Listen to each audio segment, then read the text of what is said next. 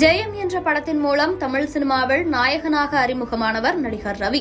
முதல் படம் கொடுத்த வெற்றியின் காரணமாக தனது பெயரை ஜெயம் ரவி என்று மாற்றிக்கொண்டார்.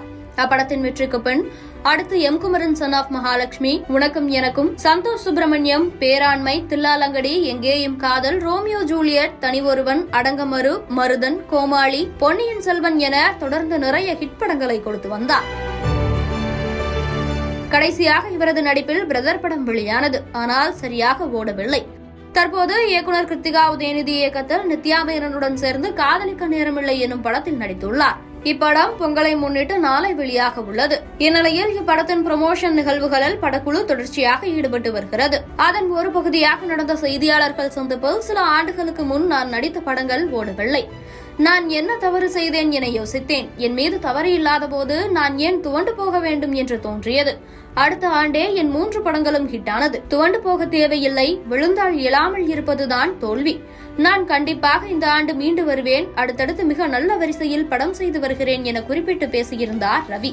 இது அவர் பிளாப் படங்களை கொடுத்து வருகிறார் என்று தொடர்ச்சியாக அவர் மீது வைக்கப்பட்ட விமர்சனங்களுக்கு பதிலாகவே பார்க்கப்பட்டது. இந்நிலையில்தான் தன்னை ஜெயம் ரவி என்று அழைக்க வேண்டாம் எனவும், ரவி அல்லது ரவிமோகன் என்று அழைக்குமாறும் அவர் தனது ரசிகர்களிடமும் பொதுமக்களிடமும் கேட்டுக் கொண்டுள்ளார். அது மட்டுமல்லாது ரவிமோகன் ஸ்டுடியோஸ் எனும் தயாரிப்பு நிறுவனத்தையும் தொடங்கியுள்ளதாகவும் அவர் அறிவித்துள்ளார்.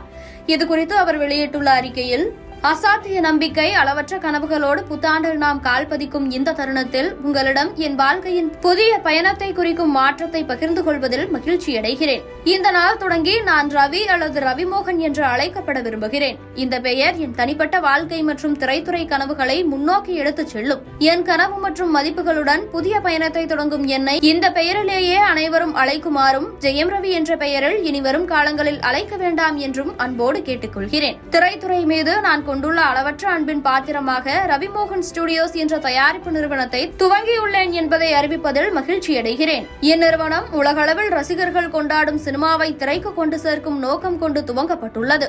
இந்த நிறுவனம் திறமையாளர்களுக்கும் நல்ல கதைகளுக்கும் முக்கியத்துவம் அளிப்பதோடு அர்த்தமுள்ள கதைகளை திரைக்கு கொண்டு வர உதவும். அதேபோல எனக்கு ஆதரவளித்த சமூகத்திற்கு என்னால் முடிந்த உதவிகளை செய்ய என் ரசிகர் மன்றத்தை பிறருக்கு உதவும் வகையில் ரவிமோகன் ரசிகர்கள் அறக்கட்டளையாக மாற்றப்படுகிறது. இது நான் பெற்ற அன்பையும் ஆதரவையும் மிகவும் தேவைப்படுபவர்களுக்கு அர்த்தமுள்ள பங்களிப்பாக மாற்றும் எனது இதயபூர்வமான முயற்சி என்று குறிப்பிட்டுள்ளார். அத்தோடு அனைவருக்கும் இனிய பொங்கல் நல்வாழ்த்துக்கள். நேர்மறை மற்றும் முன்னேற்றம் நிரம்பிய ஆண்டாக இதனை மாற்றுவோம் எனவும் குறிப்பிட்டுள்ளார். இந்த பதிவை பழையன கழிதலும் புதியன புகுதலும் என்று குறிப்பிட்டு பதிவிட்டிருக்கிறார்.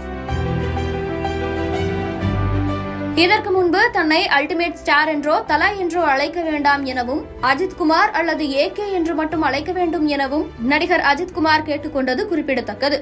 அவரின் வழியில் ஜெயம் ரவியும் தற்போது தன்னை ரவி அல்லது ரவிமோகன் என்றே அழைக்க வேண்டும் என கேட்டுக்கொண்டுள்ளார்.